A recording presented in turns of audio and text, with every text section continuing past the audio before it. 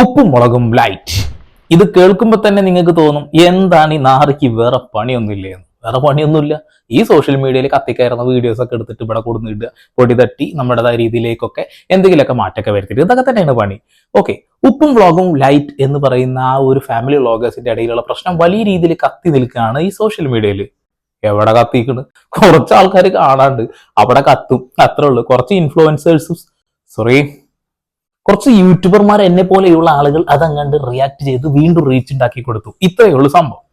ഏറ്റവും കൂടുതൽ ഇവർക്ക് ആരാധകരുള്ളത് എന്താ വെച്ചാൽ വീട്ടമ്മമാരാണ് ഇങ്ങനെയുള്ള ഫാമിലി വ്ളോഗേഴ്സിനെ കൂടുതൽ പ്രൊമോട്ട് ചെയ്യുന്നത്. കമന്റ് ബോക്സ് കണ്ട അത് മനസ്സിലാവും.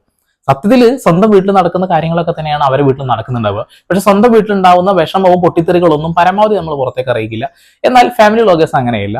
നമുക്കൊരു നാടകമൊക്കെ കാണുന്നത് പോലെ കാണാം. അവർ ചിരിച്ചിങ്ങനെ നിൽക്കും, പക്ഷെ അതിന് പിന്നിൽ കെടുന്ന കടുക് പൊട്ടിത്തെറിക്കുന്ന പോലെ പൊട്ടിത്തെറിക്കുന്ന മനസ്സുണ്ടെന്ന് നമുക്ക് അറിയില്ല. ഇതൊക്കെ വിശ്വസിച്ചുകൊണ്ട് നമ്മൾ ഇങ്ങനെ നോക്കിയിരിക്കും. ഇതാണ് ഫാമിലി വ്ളോഗേഴ്സ്. പണ്ട് നമ്മൾ ഇൻസ്റ്റാഗ്രാം തുടങ്ങിയ സമയത്ത് ചില ആളുകൾ ചായയൊക്കെ ഇങ്ങനെ പിടിച്ചിട്ട് ഇന്ന് ചായ കിട്ടി, അതിനെ കോഫി കിട്ടി, അതുപോലെ അപ്പി ഇട്ടു എന്നൊക്കെ പറഞ്ഞുകൊണ്ട് ഇൻസ്റ്റാഗ്രാമിൽ ഇങ്ങനെ ഫോട്ടോസ് ആയിട്ട് ഇങ്ങനെ ഓരോ സ്റ്റോറി ഒക്കെ ഇട്ടുകൊണ്ടിരിക്കും അല്ലേ. അതൊരു ലൈറ്റ് വേർഷനാണ് ഈ ഫാമിലി വ്ളോഗേഴ്സിന്റെ. അതിന്റെ പൂർണ്ണ രൂപമാണ് ഫാമിലി വ്ളോഗേഴ്സ്. അതായത് വീട്ടിനകത്ത് നടക്കുന്ന എല്ലാ ചാപ്പും ചാപ്പും എല്ലാ പണ്ടാറും ഉണ്ടാവും അതിനുള്ളിൽ. അത് കാണാൻ കുറെ ആളുകളുണ്ട്. കാരണം എന്താ വെച്ചിട്ടുണ്ടെങ്കിൽ അന്യന്റെ വീട്ടിൽ നടക്കുന്ന കാര്യങ്ങൾ കാണാനും അത് മനസ്സിലാക്കാനും ഒക്കെ ക്യൂരിയോസിറ്റിയാണ് മലയാളികൾക്കുള്ളത്. മലയാളികൾക്ക് മാത്രമൊന്നല്ല കേട്ടോ, എല്ലാവർക്കും ആ ക്യൂരിയോസിറ്റി ഉണ്ടാവും. അതുകൊണ്ടൊക്കെ തന്നെ കാണാൻ ആളുകളുണ്ടാവും. ഓക്കെ, നമ്മൾ കാട് കയറുന്നില്ല. ഇവിടെ ഉപ്പും മുളകും ലൈറ്റിൽ അമ്മച്ചിയുടെ സങ്കടം ഞാൻ കഴിഞ്ഞ വീഡിയോയിൽ ഞാൻ ഒറ്റ വീഡിയോ ചെയ്തിട്ടുള്ളൂ ഉപ്പും മുളകുമായി ബന്ധപ്പെട്ടുകൊണ്ട്. അത് എന്തുകൊണ്ടാ വെച്ചിട്ടുണ്ടെങ്കിൽ എനിക്ക് ആ ഒരു കൺക്ലൂഷനിൽ എത്തണം എന്നൊരു ആഗ്രഹം കൊണ്ട് മാത്രമാണ് അങ്ങനെ ചെയ്തത്. അമ്മച്ചി തെറ്റുകാരിയാണോ അല്ലയോ എന്ന് ആ വീഡിയോ കണ്ട നിങ്ങൾക്ക് തന്നെ അറിയാം. നിങ്ങൾ അതിൽ കമന്റ് ഇട്ടിട്ടുണ്ടാവും അല്ലെ. ഇപ്പോ നമുക്ക് പറയാനുള്ളത് മൂപ്പൻസ് വ്ളോഗ് എന്ന് പറയുന്ന യൂട്യൂബർ ഈ അമ്മച്ചിയെ വിളിച്ച് കുറച്ച് കാര്യങ്ങൾ മനസ്സിലാക്കിയിട്ടുണ്ടായിരുന്നു. അത് നിങ്ങളിലേക്ക് എത്തിക്കാൻ വേണ്ടി മാത്രമാണ് ഈ വീഡിയോ. രണ്ടാമത്തെ കുട്ടിയുടെ കല്യാണ നിശ്ചയവും മറ്റുള്ള കാര്യങ്ങളെല്ലാം കഴിഞ്ഞ് വേഗത്തിൽ കല്യാണം നടത്തണമെന്ന് ആഗ്രഹിച്ചു നിന്ന ഫാമിലിക്ക് പെട്ടെന്ന് പൊടുന്നതിന് മകൾ ഇറങ്ങിപ്പോകുന്നൊരു സാഹചര്യം ഉണ്ടാകുന്നതിൻ്റെ പിന്നിൽ ഒരു വലിയൊരു കാരണമുണ്ട്. ആ കാരണം ഞാൻ പറയുന്നത് ശരിയുമല്ല, അത് ഞാൻ പറയുന്നില്ല. അത് തീർച്ചയായിട്ടും ഇന്നല്ലെങ്കിൽ നാളെ നിങ്ങളുടെ മുമ്പിലേക്ക് അത് എത്തും എന്ന് ഞാൻ പ്രതീക്ഷിക്കുന്നു. അല്ല എങ്കിൽ അത് അങ്ങനെ തന്നെ ജോർജ് കുട്ടി പറഞ്ഞ പോലെ അത് ഞങ്ങളോടൊപ്പം തീരട്ടെ എന്ന് ആ കുടുംബക്കാർ വിചാരിച്ചോട്ടെ. എന്റെ പൊന്നു മൂപ്പേട്ട, അങ്ങനെയാണെങ്കിൽ നിങ്ങൾക്ക് ഈ വീഡിയോ ചെയ്യാതിരുന്നൂടെ? നിങ്ങളെ തലക്കെട്ടൊക്കെ കണ്ടപ്പോൾ ഞാൻ വിചാരിച്ചെന്ന് വെച്ചിട്ടുണ്ടെങ്കിൽ ആ അമ്മച്ചി പറഞ്ഞ കാര്യങ്ങളൊക്കെ നിങ്ങൾ തുറന്നു പറയാൻ പോവാന്നുള്ളത്. അത് അങ്ങനെ അങ്ങോട്ട് അവസാനിക്കട്ടെ എന്ന് പറയുകയാണെന്നുണ്ടെങ്കിൽ അത് പറയും ഞാൻ ആളല്ല എന്ന് പറയുമ്പോൾ പിന്നെ എന്താണ് ചേട്ടായി താങ്കൾ എന്താണ് ഉദ്ദേശിച്ചത്? ഞാൻ അമ്മച്ചി പറഞ്ഞ കുറെ കാര്യങ്ങൾ അറിയാൻ പറ്റും വിചാരിച്ചിട്ട് വന്നതാ. ഓക്കെ, എന്തായാലും 2 ക്ലിപ്പിന്റെ കഷ്ണം കൂടി കേൾക്കാം. ഇവരല്ല കാരണക്കാർ. അഥവാ കല്യാണം നീണ്ടുപോകുന്നു അല്ലെങ്കിൽ കല്യാണത്തിന് ഒത്തിരി നാളൂടെ കഴിയും എന്നുള്ള കാര്യത്തിന്റെ കാരണക്കാർ ശരിക്കും പറഞ്ഞാൽ ഈ പെൺകുട്ടിയുടെ അച്ഛനും അമ്മയും അല്ല. അവർ നിശ്ചയിച്ച സമയത്തോ അതിന് മുമ്പോ നടത്താനൊക്കെ അല്ലെങ്കിൽ കല്യാണം നേരത്തെ നടത്താനൊക്കെ റെഡി ആയിരുന്നു എന്നുള്ള രീതിയിലേക്കാണ് കാര്യങ്ങൾ എനിക്ക് മനസ്സിലാക്കാൻ കഴിഞ്ഞത്. പിന്നെ തെറ്റിദ്ധരിക്കപ്പെട്ടു, ആ അച്ഛനും അമ്മയും തെറ്റിദ്ധരിക്കപ്പെട്ടു. അവരെ സംബന്ധിച്ചിടത്തോളം മകള് പോയി. പക്ഷെ അത് പോയതിന്റെ കാരണങ്ങളും മറ്റുള്ള കാര്യങ്ങളൊക്കെ വേറെ പലതുമാണ് എന്നുള്ളത് മനസ്സിലാക്കാൻ പറ്റി. അപ്പോഴാണ് എന്റെ മൂപ്പേട്ടാ നിങ്ങളിത് എന്തൊക്കെ ഈ പറഞ്ഞുകൊണ്ടിരിക്കുന്നത്? ഞങ്ങൾക്ക് കാര്യമാണ് അറിയേണ്ടതേ. വല്ലാത്തൊരവസ്ഥ. ഞങ്ങൾ കഴിഞ്ഞ വീഡിയോ അമ്മച്ചിയുടെ കണ്ടത്. അമ്മച്ചി പറഞ്ഞ കാര്യം എന്താ? മെയ് 3-ാം തീയതി കല്യാണം ഉറപ്പിച്ച് ആ ദിവസം കല്യാണം നടത്താൻ ഓഡിറ്റോറിയം വരെ ബുക്ക് ചെയ്തു എന്നുള്ളതാ. അതായത് ആ കല്യാണത്തിൽ നിന്ന് പിന്തിരിയാൻ അവർ തയ്യാറായിരുന്നില്ല. എന്നാൽ അതിന് പിന്നെ ചെറിയ പ്രശ്നങ്ങൾ കൂടിയുണ്ടെന്ന് ഞങ്ങൾക്ക് മനസ്സിലായി. ചില കാര്യങ്ങൾ ഞങ്ങൾ പറയില്ല എന്ന് പറഞ്ഞുകൊണ്ട് സോഷ്യൽ മീഡിയയിൽ വന്നിട്ട് വീഡിയോ ഇട്ട് കഴിഞ്ഞാൽ ആളുകൾ എഴുതാപ്പുറം വായിക്കില്ലേ? വായിക്കും. അങ്ങനെ എഴുതാപ്പുറം വായിച്ച ആളുകളൊക്കെ എന്നെ പോലെ കുറെ ആൾക്കാരുണ്ടാവും. അതൊക്കെ റിയാക്റ്റും ചെയ്യും. പല ആളുകളുടെ സംശയം നമ്മളുടെ റിയാക്ഷനിലൂടെ അങ്ങോട്ട് പുറത്തേക്ക് കൊണ്ടുവരും. അതാണ് സംഭവം. അപ്പൊ അമ്മച്ചി പറയാൻ പറ്റില്ല എന്ന് പറഞ്ഞ കാര്യങ്ങളൊക്കെ രാജേട്ടന് കിട്ടിയിട്ടുണ്ട്. രാജ് ടോക്സ് നമ്മുടെ മൂത്ത പെൺകുട്ടി, ഒളിച്ചോടിയ പെൺകുട്ടി എന്ന രീതിയിലാണ് പറയുന്നത്. അതുകൊണ്ട് അങ്ങനെ തന്നെ കിടക്കട്ടെ. നമ്മളിപ്പോൾ എന്ത് ചെയ്യാൻ? അത് പറഞ്ഞാൽ ആളുകൾക്ക് മനസ്സിലാവുള്ളൂ. അതുകൊണ്ടാണ് പൊന്നു ചേച്ചി, പൊന്നു പെങ്ങളെ, ഞാൻ നിങ്ങളെ കളിയാക്കി പറഞ്ഞതല്ല. ഇതിൽ അങ്ങനെയാണ് ആളുകൾ പറയുന്നത്. ആളുകൾക്ക് അറിയട്ടെ വെച്ചിട്ടാണ്.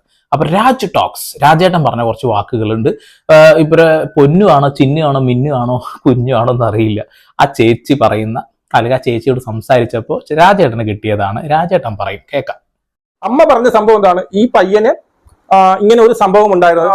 പെൺകുട്ടികളുമായിട്ട് റിലേഷൻ ഉണ്ടായിരുന്നു. പരസ്യബന്ധത്തിനേക്കാൾ ഉപരി മറ്റ് റിലേഷൻസ് ഉണ്ടായിരുന്നു. അതുകൊണ്ട് തന്നെയാണ് എന്ത് ചെയ്തത്, പിന്നെ ഇതിൽ നിന്ന് കല്യാണം വേണ്ട, കല്യാണം നടത്തി തരില്ല എന്ന് പറഞ്ഞെന്നാണ് അമ്മ പറഞ്ഞത്. പക്ഷേ നന്ദന പറയുന്ന വർഷം മറ്റൊന്നാണ്. അതായത് ഇവരുടെ എൻഗേജ്മെന്റ് കഴിഞ്ഞ് ഇവരുടെ പെണ്ണ് കാണൽ കഴിഞ്ഞ് തൊട്ട് അടുത്ത ദിവസം, അതായത് 18-ാം തീയതിയാണ് ഇവരുടെ എൻഗേജ്മെന്റ് കഴിയുന്നത്.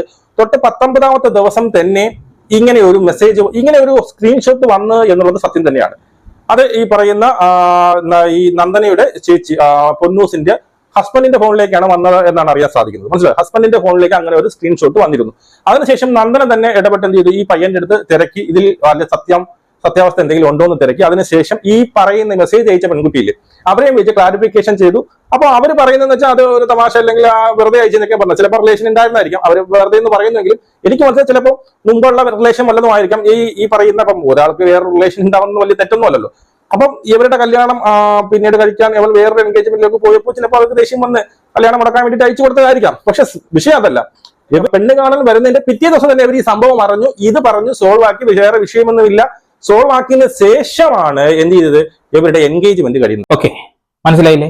ചേച്ചിയെ ഒരു പെൺകുട്ടി ഒരു മെസ്സേജ് അയക്കുന്നു, ഇപ്പൊ നിങ്ങളുടെ പെങ്ങളെ കല്യാണം കഴിക്കാൻ പോകുന്ന ആളുടെ സ്വഭാവം ഇതാണ്, വൃത്തികെട്ട മെസ്സേജുകൾ എനിക്ക് അയച്ചിട്ടുണ്ട് എന്ന് പറഞ്ഞ് സഹോദരിക്ക് അയച്ചു കൊടുക്കുന്നു. സഹോദരി നേരെ അത് അമ്മയോട് പറയാണ്, കല്യാണം ഒന്നും ഉറപ്പിച്ചിട്ടില്ല, പെണ്ണ് കണ്ട് പിറ്റേ ദിവസമാണ്. അമ്മയോട് പറയാണ് ഇങ്ങനെ ഒരു സംഭവം ഉണ്ട്, അമ്മച്ചി എന്ത് ചെയ്യണമെന്ന്. അമ്മച്ചി അപ്പൊ അത് ആൺകുട്ടികളൊക്കെ ആകുമ്പോ അത് ഇതൊക്കെ ഉണ്ടാവൂലേ എന്ന് പറഞ്ഞുകൊണ്ട് ഒരു സരസ സ്വഭാവത്തിൽ കുഴപ്പമില്ല, അതൊക്കെ കണ്ട് മാറിക്കോളും എന്ന് വിചാരിച്ചു മുന്നോട്ട് പോയി എന്നാ പറഞ്ഞത്. പിന്നീടാണ് എന്ത് കഴിഞ്ഞത്, എൻഗേജ്മെന്റ്. അപ്പൊ അമ്മയുടെ ഭാഗത്ത് അവിടെ തെറ്റുകൾ സംഭവിച്ചിട്ടുണ്ട്.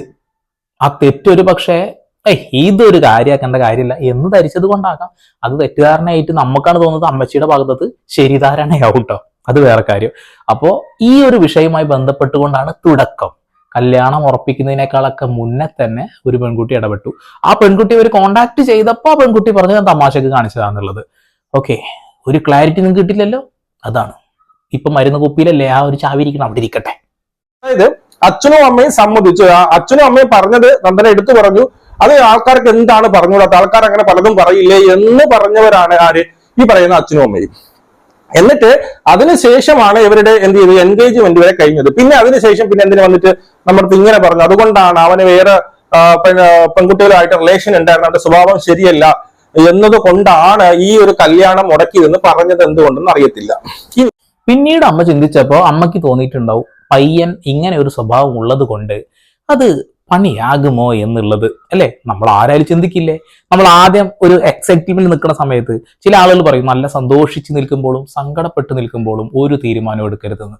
അമ്മച്ചി ചിലപ്പോൾ ആ ഒരു സമയത്ത് ആ പയ്യന്റെ ആ ഒരു സുന്ദര മുഖം അതൊക്കെ കണ്ട് ചിലപ്പോൾ അത്യാവശ്യം ബാക്ക്ഗ്രൗണ്ട് ഒക്കെ കൊള്ളാൻ തോന്നുന്നു. അതൊക്കെ കണ്ട് ചിലപ്പോ എന്റെ മകൾക്ക് പറ്റിയ ഒരു പയ്യൻ തന്നെ കൊള്ളാം എന്ന് ധരിച്ചു നിൽക്കുന്ന സമയത്ത് ചിലപ്പോൾ അവർ തോന്നിയിട്ടുണ്ടാവും അങ്ങനെ പലതും പറയില്ലേ, ഇതൊക്കെ നിന്നെ മൈൻഡ് ചെയ്യണമെന്ന്, അല്ലേ? പറയില്ലേ? നിങ്ങളും അങ്ങനെ ചിന്തിച്ചു നോക്കിയാൽ മനസ്സിലാവും. അപ്പൊ അവിടെ അമ്മച്ചിയുടെ ഭാഗത്ത് ചിന്തിക്കാനുള്ള സമയത്തിന്റെ ഒരു കുറവാണ് പറ്റിയിട്ടുണ്ടാവുക. പിന്നീട് അമ്മച്ചി പറയുന്ന കാര്യമാണ് അല്ലെങ്കിൽ വേണ്ട ഇത് എന്നുള്ളത്. അപ്പോൾ ഇതിനിവിടെ അസ്ഥിക്ക് കയറിയുണ്ട്, അത് വേറെ കാര്യം. കാരണം എൻഗേജ്മെന്റ് ഒക്കെ കഴിഞ്ഞ് മൊബൈൽ ഫോണൊക്കെ വിളിയൊക്കെ തുടങ്ങി കഴിഞ്ഞാൽ പിന്നെ അതിൽ നിന്ന് പിന്തിരിയാൻ കുറച്ച് പണിയാണ് മക്കളെ, പണിയാണ്. അനുഭവം ഗുരുക്കളായിട്ട് വേറെ ആളുകളെയും നമ്മൾ കണ്ടിട്ടുണ്ട്, അതുകൊണ്ട് പറഞ്ഞു. ഈ പൊന്നൂസിന്റെ ഭർത്താവും ഈ പറയുന്ന ആരാണ്, പിന്നീട് ഈ എവളുടെ ഭർത്താവും, അതായത് ഈ നന്ദനയുടെ ഭർത്താവും തമ്മിലുള്ള അങ്ങോട്ടും ഇങ്ങോട്ടും ഈ വിഷയവുമായി സംബന്ധിച്ചുകൊണ്ടുള്ള അങ്ങോട്ടുള്ള അഭിപ്രായ വ്യത്യാസങ്ങൾ ഇതിനൊരു കാരണമായിട്ടുണ്ട്. അതുപോലെ ഇവന് അവിടെ എഞ്ചിനീയറോ അങ്ങനെ എന്തോ ആയിട്ടുള്ള പോസ്റ്റ് ആയിരുന്നു, എന്റെ കള്ള സർട്ടിഫിക്കറ്റ് കാണിക്കുക എന്നൊക്കെ പറഞ്ഞുകൊണ്ട് പൊന്നൂസിന്റെ ഹസ്ബൻഡ് ഇതുപോലെ ആവശ്യപ്പെട്ടു എന്നും. അതിനുശേഷം പൊന്നൂസ് എന്ത് ചെയ്തു, ഇവളെ ബ്ലോക്ക് ചെയ്തു. അതായത് നന്ദനയെ ബ്ലോക്ക് ചെയ്തു. ചേച്ചി അനിയത്തിക്കുട്ടിയെ എന്ത് ചെയ്തു, ബ്ലോക്ക് ചെയ്തു. ബ്ലോക്ക് ചെയ്തതിനു ശേഷം നന്ദന പറഞ്ഞത് എന്നെ ബ്ലോക്ക് ചെയ്തവളെ ഞാൻ ഇനി തിരിച്ചു വിളിക്കില്ല എന്ന് പറഞ്ഞു. അപ്പോൾ അച്ഛനും അമ്മയും പറഞ്ഞു അവളുടെ ബ്ലോക്ക് നീ മാറ്റി അവളുടെ അടുത്ത് സോറി പറയണം എന്ന് ഈ നന്ദന എടുത്ത് പറഞ്ഞു എന്ന് പറഞ്ഞു. നന്ദന പറഞ്ഞു എന്നെയാണ് ബ്ലോക്ക് ചെയ്തത്, എനിക്ക് അവർക്ക് സോറി പറയേണ്ട ആവശ്യമില്ല. അതായത് ഈ ഒരു പ്രശ്നത്തിന് ശേഷം ബ്ലോക്ക് ആയതിനു ശേഷം ഇവര് നിരന്തരം അച്ഛനും അമ്മയും ഈ ബന്ധത്തിൽ നിന്ന് മാറാൻ വേണ്ടിയിട്ട് ഇവിടെ നിരന്തരം എന്ത് ചെയ്ത് ഉപദ്രവിക്കുന്ന വെച്ചാൽ പറയുന്നത് കേട്ടാൽ ഞെട്ടിപ്പോവും. അമ്മാതിരി രീതിയിൽ ഇവരെ തള്ളിയിട്ടുണ്ടായിരുന്നു എന്നുള്ളതാണ്. അതായത് രണ്ട് കവളിലെയും കഴുത്തിലും അവിടെയൊക്കെ പാടുണ്ട്. എനിക്ക് വേണമെങ്കിൽ ഫോട്ടോസ് വേണമെങ്കിൽ അയച്ചു തരാമെന്ന് പറഞ്ഞിട്ടുണ്ടായിരുന്നു. മനസ്സിലായോ? ഇപ്പൊ അമ്മച്ചി പറഞ്ഞ വാക്കിലേക്ക് നമ്മൾ വീണ്ടും എത്തുന്നു. അമ്മച്ചിയുടെ ആ ഒരു തീരുമാനം ശരിയായിരുന്നു. അതായത് കല്യാണം കഴിക്കാൻ പോകുന്ന പയ്യന് ജോലിയുള്ള എഞ്ചിനീയർ ആണെന്നാ പറയുന്നത്. അവനോട് എഞ്ചിനീയർ സർട്ടിഫിക്കറ്റോ അല്ലെങ്കിൽ എക്സ്പീരിയൻസ് സർട്ടിഫിക്കറ്റോ എന്തോ ഒന്ന് മറ്റൊരു ജോലി ശരിപ്പെടുത്തി കൊടുക്കാം എന്ന് പറഞ്ഞുകൊണ്ട് ഇവരുടെ ചേച്ചിയുടെ ഭർത്താവിന്റെ പൊന്നുമക്കൾ ആകെ കുഴഞ്ഞു കിടക്കട്ടാ. ചേച്ചിയുടെ ഭർത്താവ് ചോദിച്ചപ്പോ അവൻ അത് കൊടുത്തില്ല, അവന്റെ കയ്യിൽ അതില്ല എന്ന് പറഞ്ഞു. അതായത് ഫേക്ക് ആണ് എന്ന് മനസ്സിലാക്കി എന്നുള്ളതാ. സ്വാഭാവികമായിട്ടും തന്റെ പെങ്ങളുടെ സഹോദരിയുടെ ജീവിതം നശിക്കരുത് എന്ന് വെച്ചിട്ട് അമ്മയോട് കാര്യം പറഞ്ഞു. അമ്മ ഇതൊരു തീരുമാനത്തിൽ വീണ്ടും എത്തി. ആദ്യം ഒരു വൃത്തികെട്ടൊരു സംഭവത്തിനെ കുറിച്ചിട്ടൊരു കാര്യം വന്നു. പിന്നെ രണ്ടാമത് ജോലിയുടെ കാര്യം പറഞ്ഞപ്പോൾ അമ്മ സ്വന്തം മക്കളെ കാര്യമല്ലേ നോക്കൂ, നിങ്ങൾ നെഞ്ചത്ത് കൈവച്ച് പറ, നിങ്ങൾ നിങ്ങളുടെ മക്കളുടെ കാര്യമല്ലേ നോക്കൂ. അത് തന്നെ ചെയ്ത് അതിന് അമ്മയ്ക്ക് സ്വാതന്ത്ര്യമുണ്ടോ മക്കളെ തല്ലാൻ എന്നുള്ള ചോദ്യത്തിന് ഇവിടെ യാതൊരു പ്രസക്തി ഇല്ലടേ, ഒരു പ്രസക്തിയില്ല. നൊന്ത് പ്രസവിച്ച മമ്മിജിക്ക് നമ്മളെ രണ്ട് തല്ലുന്നതിൽ യാതൊരു പ്രശ്നവുമില്ല, ഒരു കുഴപ്പമില്ല. 28 ദിവസം പട്ടിണി കിടന്നു എന്ന് പറയുന്ന ഒരു കാര്യത്തെ ഞാൻ ഒരിക്കലും അംഗീകരിക്കില്ല. എനിക്കൊന്നും ഒരു ദിവസം പോലും ഭക്ഷണം കഴിക്കാൻ ജീവിക്കാൻ കഴിയില്ല. 28 ദിവസമൊക്കെ എൻ്റെ പൊന്നുമക്കളെ, അതിൽ എന്നെ ഇല്ലേ ഒരു ഇത്. ആരെങ്കിലും പൊലിപ്പിക്കാൻ വേണ്ടി പറഞ്ഞതാവും. 28 ദിവസം ആവില്ല, 2.5 മണിക്കൂറോ അങ്ങനെ എന്തെങ്കിലുമൊക്കെ ആവും. അത്രയും നേരം കഴിക്കാതിരിക്കാൻ പറ്റില്ലല്ലോ. ഇനി നമ്മുടെ കഥാനായിക വരികയാണ്. രണ്ടാമത് കല്യാണം ഉറപ്പിച്ച പയ്യന്റെ കൂടെ പകൽ വെളിച്ചത്തിൽ ഇറങ്ങിപ്പോയിട്ടുള്ള കുഞ്ഞു ഈ വിഷയവുമായി ബന്ധപ്പെട്ടുകൊണ്ട് ഒരു കാര്യം പറയുന്നുണ്ട്. കുറെ ഗോസിപ്പുകൾ കേൾക്കുന്നുണ്ട്. എൻ്റെ ചെക്കൻ മോശക്കാരനാണെന്നുള്ള നിലയ്ക്ക് ഞാനെങ്കിലും അല്ലാതെ എനിക്കറിയാം, ഞാനെങ്കിലും ഞാൻ സഹിച്ചു. വേറെ ആരും സഹിക്കാൻ വരില്ല മോളെ, നീ തന്നെ സഹിക്കണം. വീട്ടുകാർ മൊത്തം ഈ കാര്യത്തിൽ ഇടപെട്ടുന്നുണ്ട്, പെങ്ങൾ ചേച്ചി ഇടപെട്ടിട്ടുണ്ട്, എല്ലാവരും ഇടപെട്ടിട്ടുണ്ട്. എന്ത് സംഭവിച്ചാലും നിങ്ങൾ സഹിക്കണം. ഞങ്ങൾ ഇങ്ങനെ കൈയും കെട്ടി നോക്കി വെക്കും. കാരണം നിങ്ങൾ ഇതൊക്കെ സോഷ്യൽ മീഡിയയിൽ ഇട്ടുകൊണ്ടിരിക്കുകയാണ്. ഈ സോഷ്യൽ മീഡിയയിൽ ഇടുന്നതുകൊണ്ടൊക്കെ തന്നെ ജനങ്ങൾ ഇപ്പൊ നിങ്ങളുടെ ജാതകം പോലും മനസ്സിലാക്കിയിട്ടുണ്ട്. ആ വീട്ടിൽ ഇനി എന്ത് സംഭവിച്ചാലും ഒരു കള്ളത്തരവും നിങ്ങൾക്ക് മറച്ചു വെക്കാൻ കഴിയില്ല. അത് പൊക്കും, നാട്ടുകാർ പൊക്കും. സ്വന്തം പല്ലിയുടെ കുത്തി മണക്കുന്നതിന് തുല്യമാണ് ഇത്തരം രീതിയിൽ ഫാമിലി വ്ളോഗേഴ്സ് നടത്തുന്ന ഫാമിലി വ്ളോഗിങ്. അത് ആദ്യം തന്നെ മനസ്സിലാക്കുക. അപ്പോൾ എന്തുണ്ടെങ്കിലും നിങ്ങൾ തന്നെ സഹിക്കുക. ഞങ്ങൾക്ക് പിന്നെ ഞങ്ങൾ ചിന്തിക്കുന്നത് ഞങ്ങളിപ്പോ സന്തോഷിക്കുന്ന സമയങ്ങളാണ്. ഞങ്ങളുടെ കല്യാണം കഴിഞ്ഞ് നമ്മൾ എത്ര ചിന്തിച്ചാലും ഈ സമയങ്ങളൊന്നും തിരിച്ച് കിട്ടില്ല. അപ്പൊ ടെൻഷൻ ഇല്ലാന്നല്ല, എന്നാലും ചിന്തിക്കണമെന്നില്ല. ഇപ്പൊ ഫ്യൂച്ചർ എന്തായിട്ട് അങ്ങനെ ഏട്ടന്റെ എല്ലാ കാര്യങ്ങളും എനിക്കറിയാം, അതുകൊണ്ട് പിന്നെ കുഴപ്പമില്ല അല്ലേ. ചേട്ടന്റെ എല്ലാ കാര്യങ്ങളും എനിക്കറിയാം, അതുകൊണ്ട് പിന്നെ കുഴപ്പമില്ല. 100% നിങ്ങൾക്ക് ആ പയ്യനെ മനസ്സിലാക്കി കഴിഞ്ഞിട്ടില്ല.